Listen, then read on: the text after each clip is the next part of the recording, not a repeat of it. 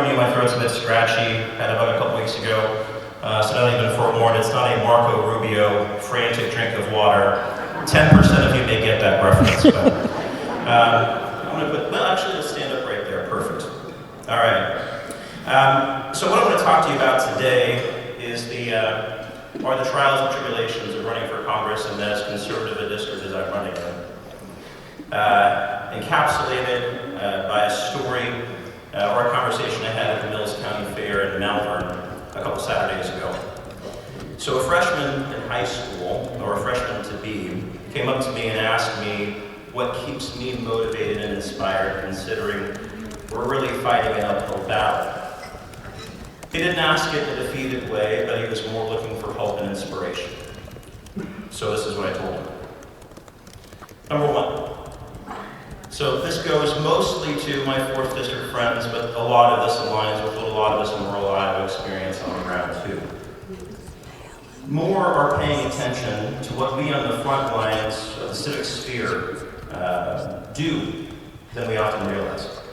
With regularity, I get messages from kids in the LGBTQ+ community, young women who are now terrified of getting pregnant in an abortion-banned state, and landowners who are going to soon experience eminent domain abuse, all concerned that they've been left behind. But seeing advocates fight for them, regardless of the odds, gives them hope and helps show them where their community is. They see they aren't alone, and that matters immensely. Number 2, by continuing to run for open offices despite the odds, we hold the powerful accountable. We force them to knock doors and attend public forums where they otherwise would not have done. We force them to spend money they otherwise would not have spent. And we force them to attempt to defend the indefensible.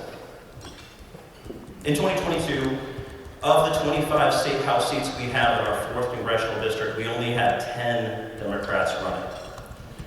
This cycle, we're up to 17.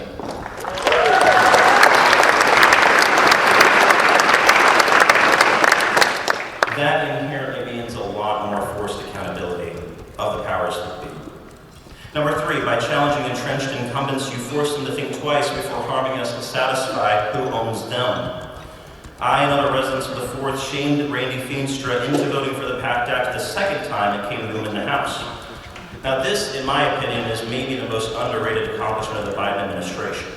It's a bill that dramatically expanded VA access for veterans suffering from severe illness due to their exposure to toxic burn pits in Agent Orange.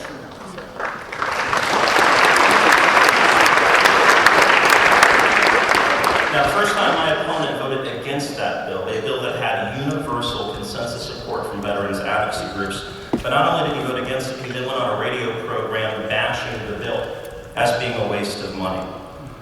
I, along with my supporters, then relentlessly paid him nice visits on his social media accounts and thoroughly shamed him. And he did vote in favor of the bill that has saved a lot of lives the second time it came in front of him. Number 4, while the ultimate goal is certainly the win on election day, we can accomplish a lot of wins on specific issues in the meantime. Last legislative session in Des Moines, I protested anti-LGBTQ+ bills at the Capitol, and I certainly was not alone. Hundreds filled the Capitol in Des Moines numerous times protesting such bills. The legislators certainly could hear us in their committee chambers. You can ask Jeff Shipley about that. Over 20 anti-LGBTQ+ bills went down in defeat last session, despite the Republican Party's hold on both chambers of Congress.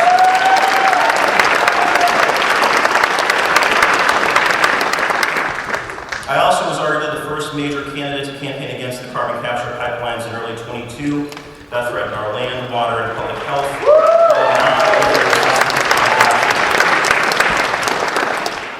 My opponent, however, was a public supporter of them, writing an op-ed in a district newspaper in December of 21 at the bidding of his donors.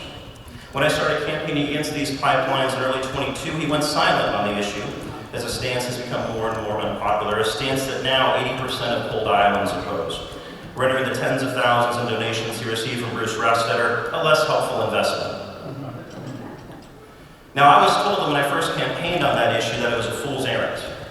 But since I started, Navigator pulled out, and we actually have a fighter's chance to stop those pipelines. And the IUB decision does not stop the fight.